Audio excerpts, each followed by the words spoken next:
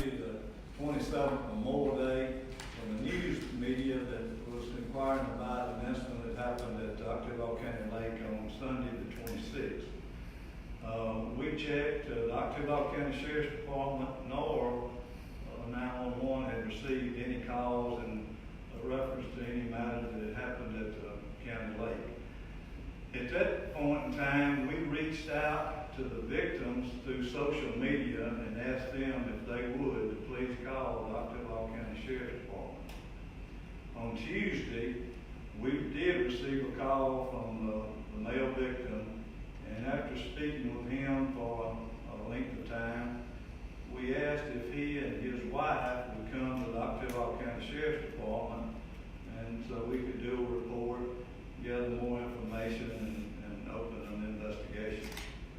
At that time, he informed us that he didn't want to do that at that time until he spoke with his attorney.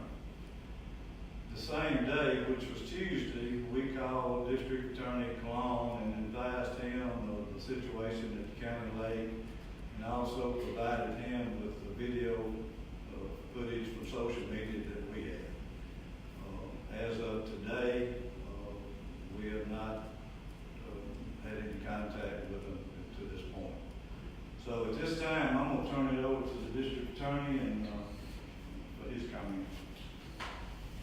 Thank you, Sheriff. And I'm pleased that we have several media outlets here today. The reason we decided to hold a press conference is because there's been so much attention paid to this incident. There's been, the video has gone viral, there's been national press attention to it, and it's starting to get to the point where people are asking the question, why is there anything criminal happening to the woman in the video who you see with the gun? And that's why we wanted to be clear that ever since this incident was reported to the sheriff's office, they almost immediately got in touch with the district attorney's office, and we started an investigation. So there is an investigation underway into what occurred on Sunday, May 26th at the Octaville County Lake. There's been statements taken from the suspects. We can't go into the details of what the statements say. We've looked at charges. It looks like for this particular crime that the only potential crimes that could apply are misdemeanors. You could have brandishing a weapon by threatening manner. You could have civil assault by threat. And once we realized that these are potential misdemeanors, we got the county prosecutor, Haley Brown, involved, and she was aware of the incident, and we looped her into the investigation. And the sheriff's office has done a great job, and really at this point, what we really need to go forward, for the public to understand, what we need to go forward with a criminal investigation is we need a formal statement from Franklin and Jessica Richardson. So far, they've talked to the press, but they've been, they've decided to consult with their lawyers. They're totally entitled to do that. I mean, my understanding now is they've hired a lawyer, and certainly we respect that, but we can't go forward until we have a formal statement from them, because the county is not going to be able to rely on hearsay statements made to media. They've got to have direct statements that they can refer to themselves to go forward. And Franklin and Jessica Richardson have to decide whether that's the step they want to take with the criminal investigation. And once they give a statement, I think the sheriff, myself, and Ms. Brown will probably have a conversation to determine whether there's enough there to present an arrest warrant to the judge. If there is, then the judge will determine whether there's probable cause. And at some point, if there is, there'll be a trial. It'll probably be in justice court, and we'll go forward from there. So the reality is that the different law enforcement agencies in this county are working together to try to make sure we do everything in our power to protect the rights of all citizens that were in Octaville County on May 26th, and that we're going to do everything we can to prosecute anybody that committed any crime, no matter how small or serious. I mean, brandishing a weapon at somebody is a serious crime, and so we'll do what we can to prosecute that, and I know that Ms. Brown will do so as well.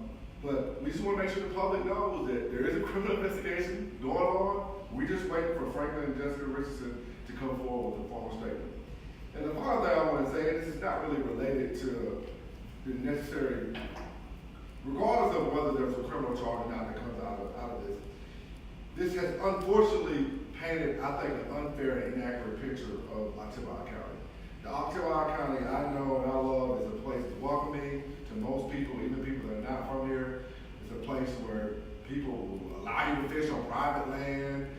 I think this is, at best, it's an isolated incident. It does not really reflect the people of this community, and I hate that the national response to this is going to be in a negative light, because I think everybody that lives in Ottawa County knows, the vast majority of citizens in Ottawa County knows that most people are welcoming and would not have a problem. Certainly with the veteran, my understanding Mr. Richardson was a veteran, or is in the National Guard. Certainly, we welcome him in Ottawa County, and if he's at a place where he wants to enjoy Memorial Day weekend, we certainly, I know I speak for the citizens, or would be happy for him to do that. He's welcome back, and hopefully he doesn't have him and his wife don't have a permanent negative feeling about Ottawa County. At that point, I think we're going to take any questions. May not be able to answer all questions, but the main reason we want to have this investigation is there's been a lot of, I've been getting a bunch of emails. When are there going to be charges? When are there going to be charges? I know I've talked to the sheriff's office, they've been getting calls. When are y'all going to do something about it? We've already been on top of it. We're just waiting for the Richardsons to give us a formal statement. Any questions? So if they don't give you all the statement, what happens from there? Well, I think we'll have to really evaluate whether we have enough evidence to go forward. I mean, without a formal statement, you really have, for example, I'm speaking theoretically, I'm not, because I don't have a formal statement to rely on, but for brandishing a weapon, that misses being a charge. You're going to have a statement where Ms. Richardson or Mr. Richardson say that she brandished a weapon on them, that she pointed a weapon at them. You're going to need that. Without that, all you have is the video. The video, it does show her with the gun, but it does not show her pointing the gun at them. But my understanding from the statements they made to WCBI, they say, my understanding from Ms. Richardson reported to WCBI, she told WCBI that prior to her cutting on the video, the woman pointed a gun at her. Well, we can't rely on WCBI's reporting on that. We've got to have a formal statement from her. So I'd be happy to meet with Ms. Brown and the sheriff's office to make that determination, but it makes it much more difficult if you don't have a formal statement from them. How many times have you all tried reaching out to the Richardsons? So I know that the sheriff's office talked to the husband shortly after it occurred, and he said he wanted to retain a lawyer first. We respected that. We found out recently that they have retained a lawyer. We've been in conversation with that lawyer even recently. Before this press conference, we had a conversation with that lawyer, and my understanding is that they're taking the next steps under advisement. And to me, that's understandable. I mean, you got the Washington Post running stories on this. You got 500,000 people watching it.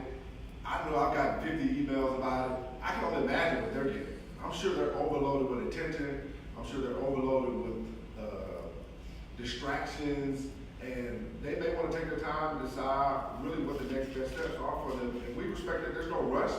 We just didn't want the public to think that this was being swept under the rug, or that the law enforcement agencies and the county didn't care about this. We're aware of it. We're doing everything in our power to make sure that we protect the rights of all citizens.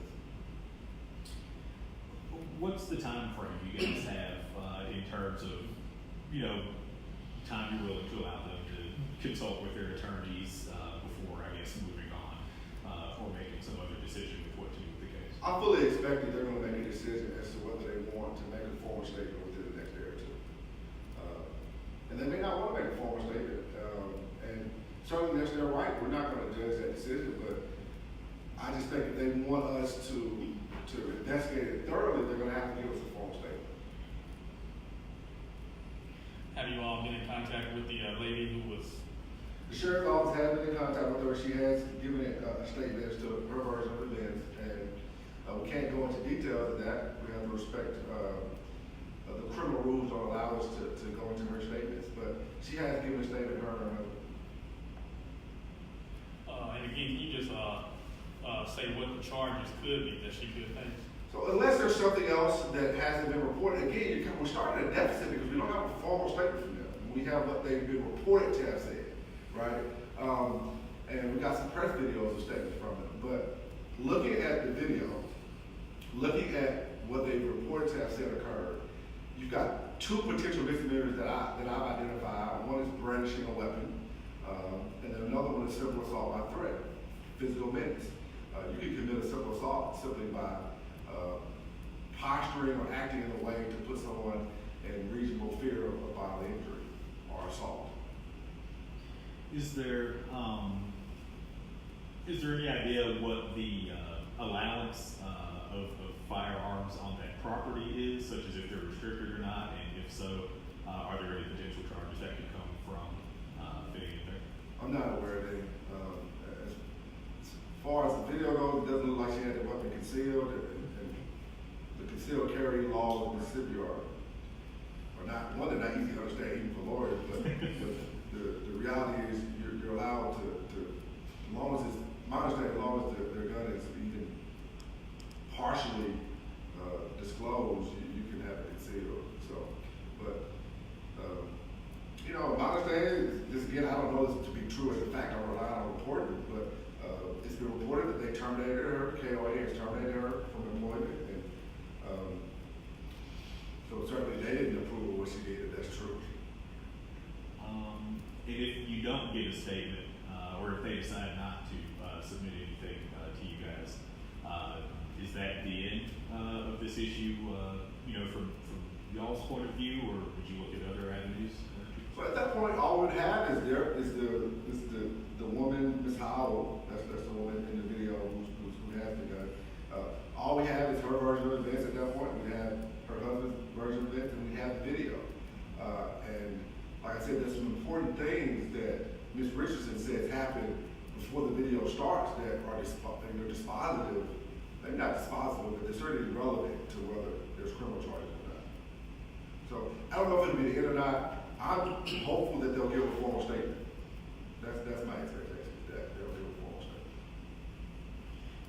At this time, do we know why the gun was even pulled out, and, you know, or what led to the altercation? I can tell you why Ms. Howell says she pulled out the gun. She's given a reason why she did that, but I don't want to state that publicly. But she has given her reason. And, you know, I don't want to comment on whether I believe it's credible or not. Any other questions? Well, again, thank y'all for coming. Really appreciate y'all. Hopefully this answers some of the questions the public has.